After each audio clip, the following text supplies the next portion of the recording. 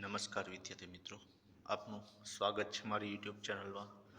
વિદ્યાર્થી મિત્રો, આપણે વાણિજ્ય વ્યવસ્થા વિષયની અંદર 7મા પ્રકરણની ચર્ચા કરી રહ્યા છીએ, જે અંતર્ગત તમને ખબર છે કે આપણે લગભગ મોટા પ્રશ્નો અને ટૂંકા પ્રશ્નો એટલે કે મુદ્દાસર પ્રશ્નો છે એ પૂર્ણ કર્યા હતા. આજે આપણે આ ચેપ્ટરના અંત તરફ જઈએ છીએ અને આ ચેપ્ટર માટેનો આજે આ છેલ્લો વિડીયો લેક્ચર છે કે જે વિડીયો લેક્ચરની અંદર હું તમને 2 માર્કના પ્રશ્નો કઈ રીતે લખાય એની ચર્ચા કરવાનો છું. અને આ ઉપરાંત આ ચેપ્ટર પૂર્ણ થયા બાદ એની પછીનું જે ચેપ્ટર શરૂ કરીશું એ પહેલાં આ ચેપ્ટરની તૈયારી તમે પૂર્ણ રીતે કરી નાખીએ છે એવી હું અપેક્ષા રાખું છું. આ ચેપ્ટર આજે પૂર્ણ થાય છે સાથે જ તમે પાછા એની ફેટ નોટ છે એ કમ્પ્લીટ કરી નાખશો, બરાબર? તો ટૂંક જવાબી પ્રશ્નો આપણે શરૂ કરીએ છીએ. એ પહેલાં સૌથી પહેલો પ્રશ્ન, અંકુશનો અર્થ આપો. આપણે ભણીને આવ્યા છીએ ને, હવે જે પ્રશ્નો આવશે ને મોટા ભાગે આપણે ભણીને આવ્યા છું, એટલે એમાં કોઈ ખોટી બહુ લાંબી આપણે ચર્ચા કરશું નહીં. તો કે અંકુશ એટલે એકમમાં કયા કાર્યો થઈ રહ્યા છે તે નક્કી કરવું, થઈ રહેલા કાર્યોનું મૂલ્યાંકન કરવું અને જો જરૂર લાગે તો સુધારાલક્ષી પગલાં લેવા કે જેથી યોજના મુજબ કાર્ય થાય. તો અંકુશ એટલે શું? એકમમાં કયા કાર્યો થઈ રહ્યા છે તે નક્કી કરવું. જો અંકુશ હોય ને તો જ દેખરેખ રહે હો, બાકી આપણને ખબર ન પડે કોણ ક્યાં શું કામ કરી રહ્યા છે. ખબર ને કરે વિદ્યાર્થીઓના હાથમાં ફોન હોય પણ વિડીયો જોવે છે ખબર નથી, ફોનમાંથી લેશન જ કરે છે આપણને ખબર નથી, ટેસ્ટ મોઢે આપે છે આપણને ખબર નથી. પણ અંકુશ રાખવા માટે જો આપણે સામે હોઈએ, નિરીક્ષણ કરતા હોઈએ સતત, તો આપણને ખબર પડે કે ભાઈ એકમની અંદર કયું કાર્ય થઈ રહ્યું છે. થઈ રહેલા કાર્યનું મૂલ્યાંકન કરવું આ અગત્યનું છે, કારણ કે મૂલ્યાંકન કર્યા વગરનું કોઈ કાર્ય હોય તો એમાં સફળતા મળતી નથી. એટલે સમયાંતરે તમારે તમારી જાતનું પણ મૂલ્યાંકન કરવું પડે. જો આપણે તો ઠીક છે કે બહારના કંપનીની અંદર બહારનો વ્યક્તિ આપણું મૂલ્યાંકન કરતો હોય છે એટલે આપણને ખબર પડે, પણ જે વ્યક્તિએ પોતાની જાતનું મૂલ્યાંકન કરતાં શીખી લીધું એ વ્યક્તિ હંમેશા સફળ થાય. એટલે અહીંયા આપણે મૂલ્યાંકન કોનું કરવાનું છે? કંપનીમાં થઈ રહેલા કાર્યો.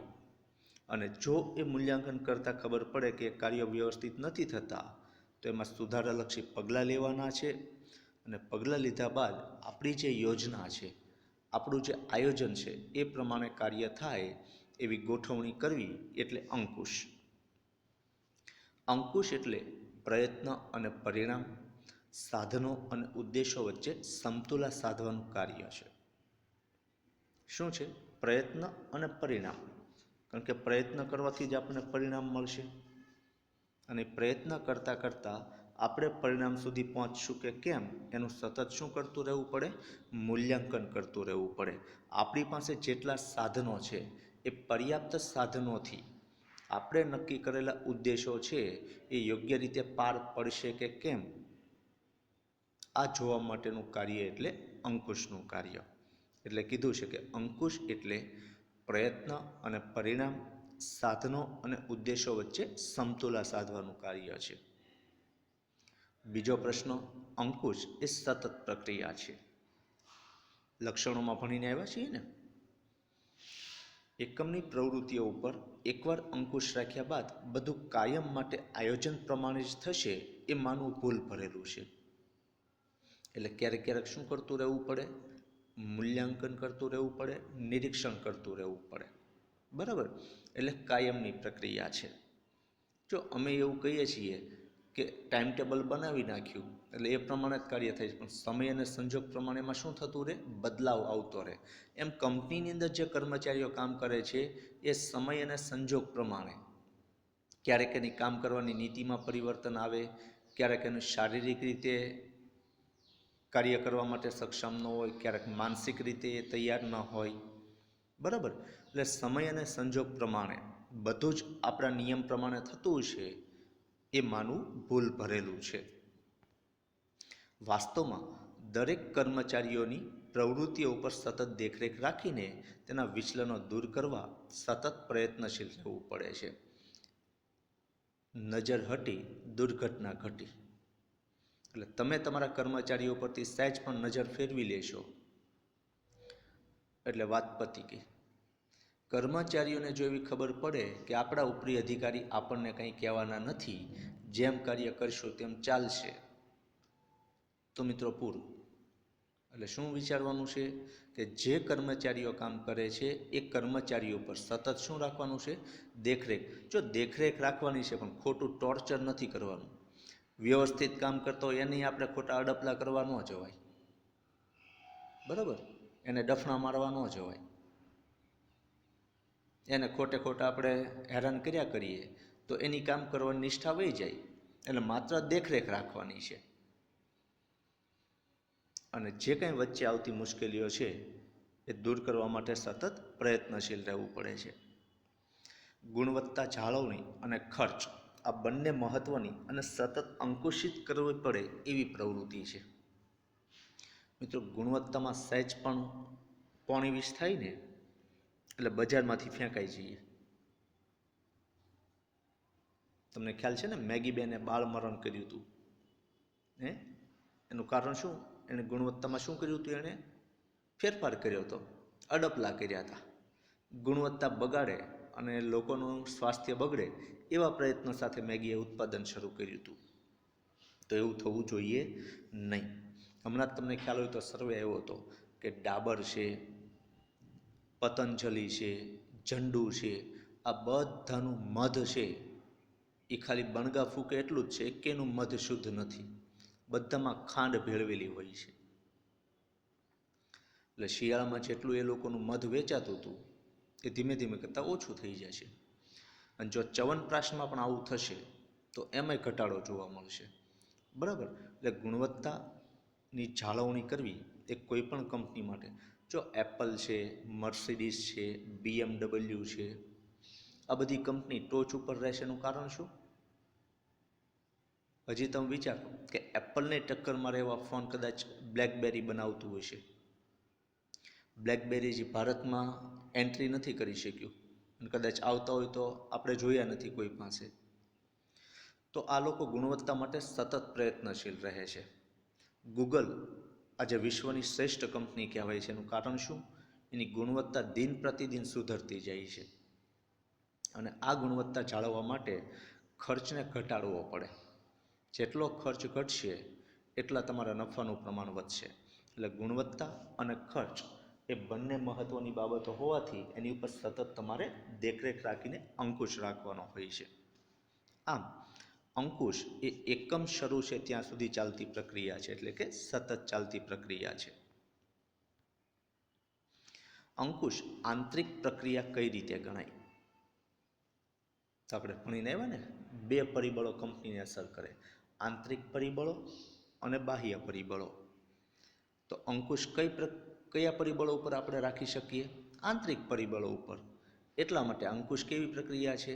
આંતરિક પ્રક્રિયા છે.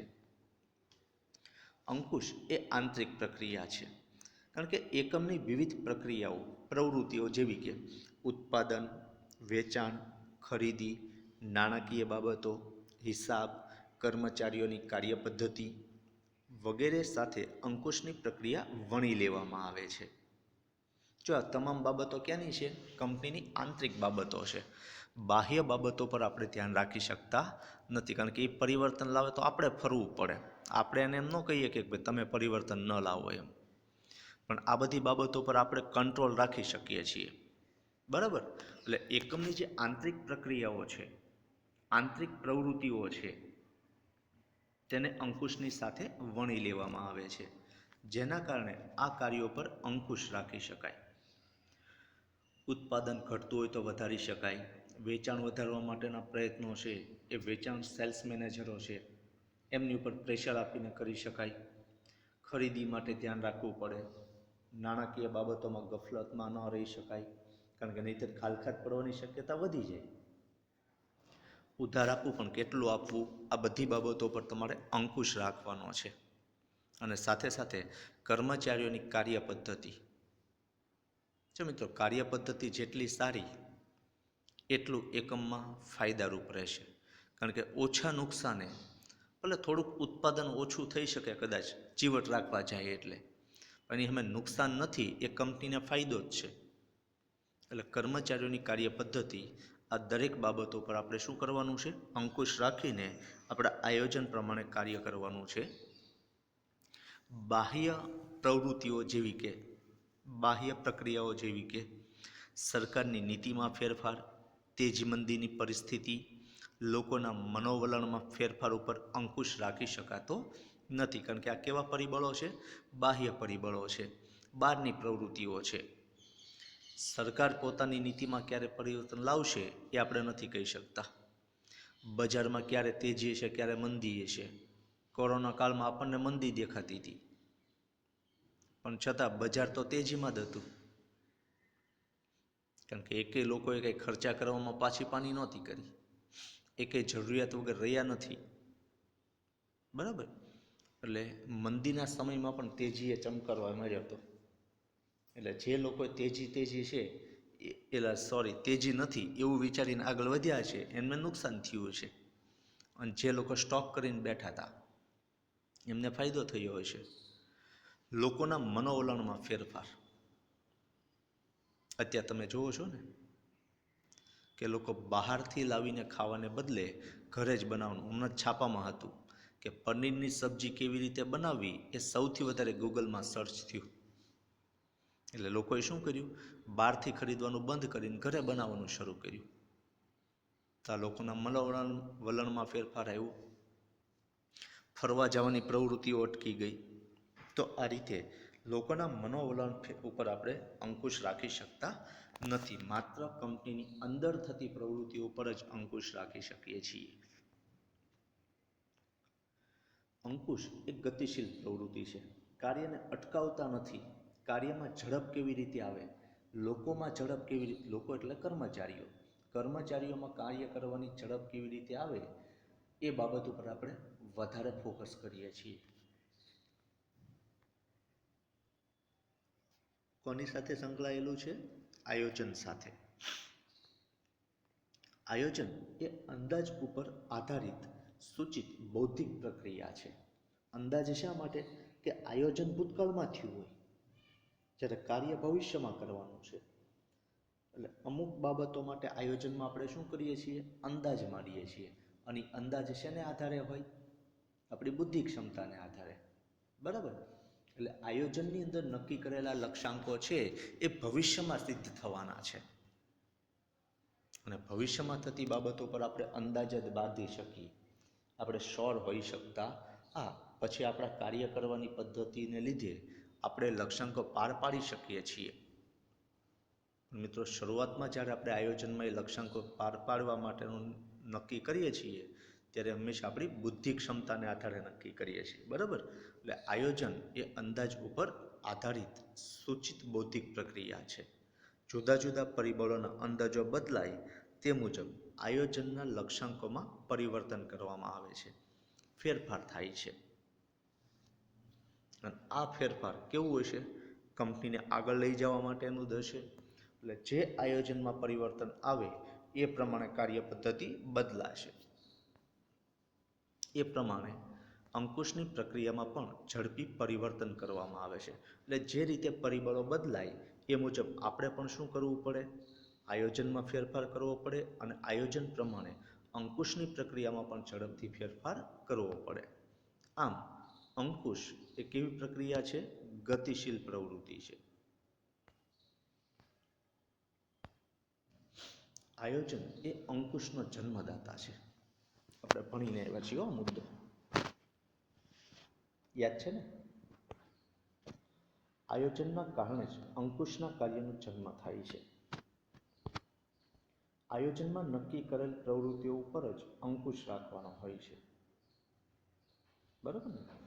આયોજનમાં જે નક્કી કરેલી પ્રવૃત્તિઓ છે, દાખલા તરીકે વેચાણ વધારવું, ઉત્પાદન વધારવું, કાચા માલની ખરીદીમાં ધ્યાન રાખવું, આ બધી પ્રવૃત્તિ ઉપર શું રાખવાનું છે? તમારે અંકુશ રાખવાનો છે. પણ જે આયોજનમાં નથી એ બાબત ઉપર તમે ક્યારેય અંકુશ રાખી શકતા નથી. કારણ કે તમારા ફિલ્ડમાં જ નથી, તમારા રસ્તામાં જ નથી આવતું. ટૂંકમાં આપણે જે રસ્તે ચાલીએ છીએ એ રસ્તા ઉપર જ અંકુશ રાખવાના છે. કે સોમનાથ જવા નીકળીએ છીએ તો જૂનાગઢ અટકી ન જવાય, બરાબર. તો આ રીતે આયોજનમાં નક્કી કરેલી પ્રવૃત્તિઓ પર અંકુશ રાખવાનો હોય છે. તેથી આયોજન વગર અંકુશનું કાર્ય અસ્તિત્વમાં આવી શકે નહીં. આ હકીકતના આધારે કહી શકાય કે અંકુશના જન્મદાતા તરીકે આયોજન છે. વિચલનો શોધ્યા પછી સુધારાલક્ષી પગલાં ક્યારે લેવાય છે? મળેલા પરિણામો અને ધોરણો વચ્ચે સરખામણી કરતાં વિચલનો સામે આવે છે. ધોરણો એટલે માપદંડો, લક્ષ્યાંકો. આપણે જે લક્ષ્યાંકો નક્કી કરેલા છે એ પ્રમાણે કાર્ય થાય છે કે કેમ, એનું જે પરિણામ મળે છે એ પરિણામ બંનેની સરખામણી કરીએ છીએ કે ભાઈ 85% નક્કી કર્યા હતા ને ચાલીએ છીએ 80% જ તે, પછી 5%ની શું કરવાની છે? તૈયારી વધારવાની છે. એ જ રીતે ધાર્યા હતા 80%, મેળવીએ છીએ 85%, તો આપણે ધોરણો શું કરવાના છે? ઊંચા કરવાના છે, બરાબર. પણ ટૂંકમાં મોટાભાગે આપણે જે લક્ષ્યાંકો નક્કી કરેલા છે એની કરતાં પરિણામ થોડાક ઓછા જ આવે મોટાભાગે. તો જે પરિણામ ઓછું આવે છે તેની વચ્ચે કઈ કઈ મુશ્કેલી આવે છે, કઈ કઈ ખામીને લીધે, કઈ પ્રવૃત્તિ એવી છે કે જે પ્રવૃત્તિને લીધે આપણે નક્કી કરેલા ધોરણો સુધી નથી પહોંચી શકતા, એને નક્કી કરવામાં આવે છે, એને ગોતવામાં આવે છે. આ વિચલનો જો મોટા હોય તો પરિસ્થિતિમાં ફેરફાર કે ધોરણોમાં ફેરફાર જેવા સુધારાલક્ષી પગલાં લેવાય છે. કાં તો પરિસ્થિતિમાં ફેરફાર કરવો પડે જો બહુ વિકટ હોય તો, અને કાં તો પછી ધોરણોમાં શું કરવું પડે જો બે પ્રમાણે ધોરણોમાં ફેરફાર થાય. એક તો તમે પૂર્ણ કરી શકો એવા જ ન નક્કી કર્યા હોય, પૂર્ણ ન કરી શકાય એવા જ નક્કી કર્યા હોય તો મિત્રો એ ક્યારેય પૂર્ણ થવાના જ નથી, એટલે તમારે એને ઘટાડવો જ પડે. પણ જો તમે નક્કી કરેલા લક્ષ્યાંકો ધોરણો કરતાં આગળ વધો છો તો શું કરવું પડે? તમારે ધોરણોમાં વધારો કરવો પડે. તો આ રીતે કાં તો પરિસ્થિતિમાં ફેરફાર થાય અને કાં તો પછી તમારે ધોરણોમાં સુધારાલક્ષી પગલાં લેવામાં આવે છે. સ્થાપિત ધોરણો સિદ્ધ જ ન થતા હોય ત્યારે ધોરણોને ઊંચા કે નીચા લાવવા પડે છે. આમ વિચલનો સામે આવ્યા બાદ વિચલનો જે પ્રમાણેના છે, જે મુશ્કેલીઓ છે એ પ્રમાણે સુધારાલક્ષી પગલાં ભરવામાં આવે છે. ક્યારે અંકુશના ધોરણોમાં ફેરફાર કરી નવા ધોરણો સ્થાપવામાં આવે છે? એ હમણાં જ ભણીને આવ્યા આપણે કે જ્યારે નક્કી કરેલા ધોરણો સતત સિદ્ધ ન થતા હોય ત્યારે ધોરણોમાં ફેરફાર કરવા જરૂરી બને છે. ધોરણો કરતાં વધારે સારું પરિણામ પ્રાપ્ત થતું હોય ત્યારે નીચા ધોરણો છે એમ સાબિત થાય છે. આથી ધોરણોને શું કરવા પડે? ઊંચા લઈ જવા પડે. આમ ધોરણો કરતાં વધારે નીચું પરિણામ પ્રાપ્ત થતું હોય ત્યારે ધોરણો ઊંચા છે એમ સાબિત થાય છે. આમ ધોરણોને શું કરવા પડે? નીચા કરવા પડે. એટલે કે જો સિદ્ધ થતા હોય તો ધોરણો ઊંચા લઈ જવા પડે, અને જો સિદ્ધ ન થતા હોય તો ધોરણોને શું કરવું પડે? નીચા લાવવા પડે. આમ ધોરણોમાં શું કરવું પડે?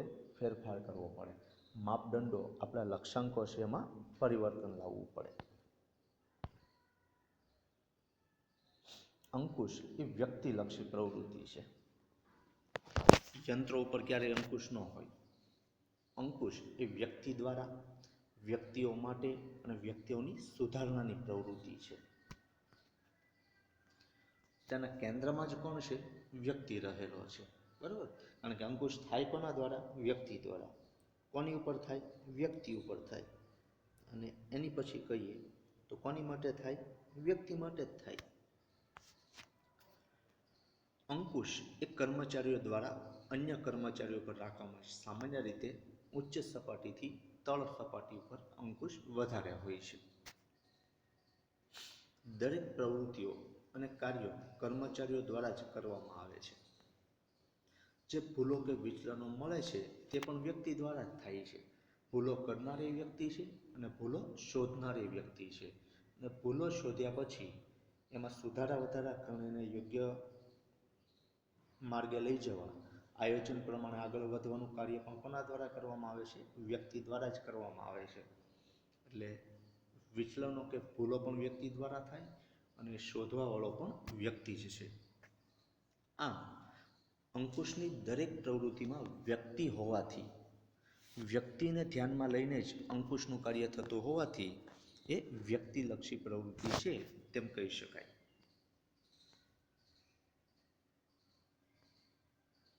આયોજન અને અંકુશ પરિવર્તનો સામે રક્ષણ પૂરું પાડે છે. આયોજનમાં જે કાર્યક્રમો ઘડવામાં આવે છે તેનો અમલ આંતરિક અને બાહ્ય પરિબળો પર આધારિત હોય છે. આંતરિક પરિબળોને નિયંત્રિત કરી શકાય છે, જ્યારે બાહ્ય પરિબળો સરકારની નીતિ, તેજી મંદીની સ્થિતિ, કાચા માલની અછત, લોકોના મનોવલણો કે લોકરુચિમાં પરિવર્તન વગેરે ઉપર અંકુશ જરૂરી બને છે. બાહ્ય પરિબળોને સમજી તે અનુસાર સુધારાલક્ષી પગલાં લઈને આયોજન અનુસાર કાર્ય થાય તે જોવાનું કાર્ય અંકુશનું છે. બરાબર? એટલે જો આપણે શેમાં ફેરફાર કર્યો? આયોજનમાં પરિવર્તન કર્યું. અને શેને લીધે? બાહ્ય પ્રવૃત્તિઓ પર અંકુશ રાખવા માટે. બાહ્ય પરિબળો છે, જે પ્રવૃત્તિઓમાં પરિવર્તન આવ્યું છે એ મુજબ કંપનીમાં પણ પરિવર્તન લાવવા માટે અંકુશ જરૂરી છે. આમ આયોજન અને અંકુશ પરિવર્તનો સામે રક્ષણ પૂરું પાડે છે.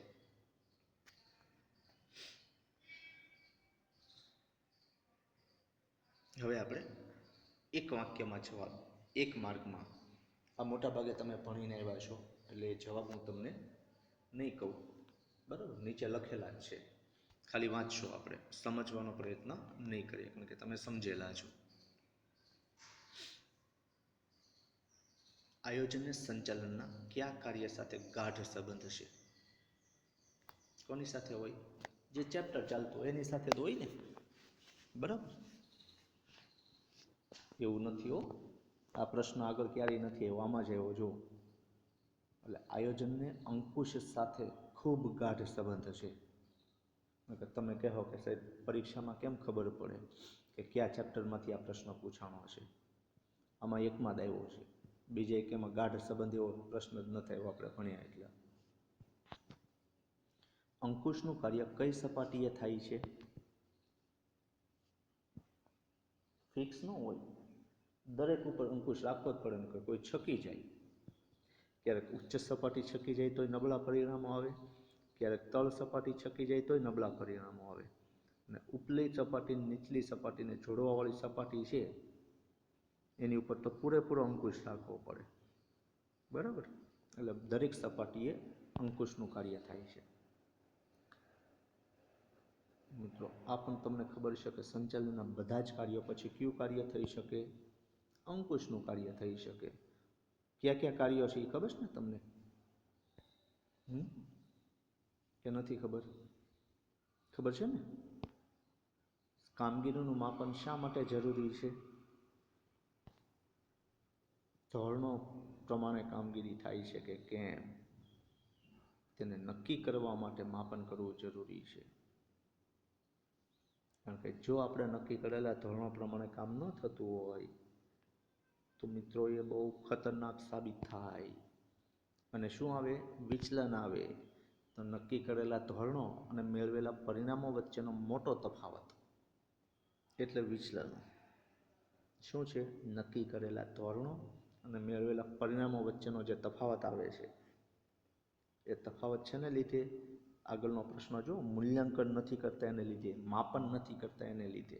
બરાબર? એટલે માપન કરવાથી જ વિચલનો દેખાય. એની પછી ધંધાકીય અસ્તિત્વને જોખમમાં મૂકતા બાહ્ય પરિબળો ક્યાં ક્યાં છે? ભણીને આવ્યા છે ને? જો થોડાક વધારે કયા? હરીફાઈ, હડતાલ, કાચા માલની તંગી વગેરે બાહ્ય પરિબળો છે. ધ્યેય કેવા હોઈ શકે? આવો પૂછાય? એટલે અમુકમાં તમારે સમજી જવાનું કે આવો પ્રશ્ન ક્યારેય પૂછાય જ નહીં. આ પછી પેપર સહેલો કાઢવો હોય તો હોઈ શકે. બરાબર. કામગીરીની શરૂઆતથી જ કયું કાર્ય શરૂ થઈ જાય છે? અંકુશનું. કે કામ શરૂ થાય એટલે જ અંકુશનું કાર્ય છે. કામ શરૂ નથી થતું એ પહેલાં અંકુશની કોઈ જરૂર જ નથી. અંકુશનું હાર્દ શું? પૂર્વ નિર્ધારિત ધોરણો પ્રમાણે કાર્યો થતા રહે તે પ્રવૃત્તિઓનું નિયમન કરવું એ અંકુશનું હાર્દ છે. એટલે કે આપણા આયોજનમાં જે નક્કી કરેલું છે એ આયોજન પ્રમાણે દરેક પ્રવૃત્તિઓ થાય, એનું નિયંત્રણ રહે, એ પ્રમાણે કાર્ય કરતું કોઈ જો આયોજન સંચાલનનું કોઈ એક અંગ હોય તો એ અંકુશ છે. અંકુશ વગરનું ઔદ્યોગિક એકમ કોના જેવું છે? મિત્રો, કોના જેવું કહેવાશે? સારથી વગરના રથ જેવું કીધું છે. એટલે જ મહાબલી અર્જુન મહાબાણથી સજ્જ હોવા છતાં શ્રી કૃષ્ણને સારથી તરીકે એને પસંદ કર્યા હતા. કારણ કે જો તમારા યુદ્ધની અંદર સારથી સારો હોય તો મિત્રો 50% યુદ્ધ તો આમનામ તમે જીતી જાઓ છો. સારથીને એવી કળા હોવી જોઈએ. એમ અહીંયા અંકુશ રાખનાર વ્યક્તિ એટલો પાવરફુલ હોવો જોઈએ કે કઈ બાબત માટે કેવો અંકુશ જરૂરી છે. વિચલનો પ્રમાણ શેને કારણે ઘટે છે? સુધારાલક્ષી પગલાં લેવાય છે. એને લીધે જે વિચલનો આવે છે એને દૂર કરવાના, દૂર કર્યા પછી એને યોગ્ય પ્રમાણે સુધારો કરીને આગળ વધારવાનું, એટલે વિચલનો ઓછા થતા જાય. સત્તા સોંપણી માટે શું જરૂરી છે? અંકુશ જરૂરી છે. સંચાલનના મહત્વના અને પરસ્પર આધારિત બે કાર્યો ક્યાં ક્યાં? આયોજન અને અંકુશ. કયા કેવા છે? આયોજન અને અંકુશ. અંકુશનો જન્મદાતા કોણ? આયોજન. ધોરણો કેવા હોઈ શકે? ઊંચા કે નીચા હોઈ શકે? બરાબર ને? કેમ ન હોય? કાં તો ધોરણો ઊંચા હોય અને કાં તો નીચા હોય. આવી ભૂલ ન કરતા. બરાબર? કાં તો સંખ્યાત્મક અને કાં તો ગુણાત્મક હોઈ શકે. ધોરણો કે પ્રમાણો શું છે? માપદંડો છે, મૂલ્યાંકન છે. ધોરણો એક પ્રકારના માપદંડ છે કે ભાઈ આપણે નક્કી કરેલા લક્ષ્યાંકો અને ખરેખર થયેલી કામગીરી એમાં શું ભેદભાવ છે એ નક્કી કરવા માટે ધોરણો હોય છે. માહિતી સંપાદન કઈ રીતે કરાય છે? નિરીક્ષણ દ્વારા, મૌલિક અહેવાલ દ્વારા, લેખિત અહેવાલ દ્વારા અને અન્ય બાબતો દ્વારા શું થઈ શકે? માહિતીનું સંપાદન કરવામાં આવે છે. તો મિત્રો, આજના વિડીયો લેક્ચરની અંદર આપણે એટલું રાખીએ છીએ અને આ સાથે આપણે ચેપ્ટર પણ અહીંયા પૂર્ણ કરીએ છીએ. હવે પછી 8મું ચેપ્ટર છે એની આપણે ચર્ચા કરીશું. કિતના અચ્છા હોતા अगर जीवन की सारी परेशानियां स्टेटस जैसी होती, स्टेटस जैसी होती, 24 घंटे के बाद अपने आप डिलीट हो जाती. केवी मजा આવે? કોઈ પણ મુશ્કેલી આવે બીજા દિવસે તો આવવાની જ નથી. થઈ શકે તમે મહેનત કરો તો, કારણ કે કોઈ મુશ્કેલી કાયમી નથી. દરેક સમસ્યાનું સમાધાન છે. એટલે એવું ન બેસી રહેતા કે મારી ઉપર જ ઈશ્વર આવું કરે છે, મને જ બધી મુશ્કેલી પડે છે, મારે જ આ બધી તકલીફો પડે છે. ક્યારેક તમે ઘડાણા ન હો ને એટલે ઘડવા માટે પણ મુશ્કેલી આવે. કારણ કે ભગવાને તમને જે કાર્ય માટે ધરતી પર મોકલ્યા છે એ કાર્ય જો તમે સક્ષમ રીતે ન ભજવી શકો તો એ સક્ષમ બનાવવા માટે ઈશ્વર મુશ્કેલી મોકલવાના જ છે. એટલે દરેક મુશ્કેલી છે એ અમુક સમય સુધી જ છે, કાયમી એકેય નથી. બરાબર? એટલે હિંમત ક્યારેય હારવી નહીં. હિંમતથી હારજો પણ હિંમત ન હારતા. એની મને હસતા હસતા કોઈ પણ મુશ્કેલીનો સામનો કરીએ, રડવાથી કાંઈ દૂર નથી થઈ જવાની. બરાબર? તો મિત્રો આભાર. આ સાથે આ ચેપ્ટર પૂર્ણ કરીએ છીએ.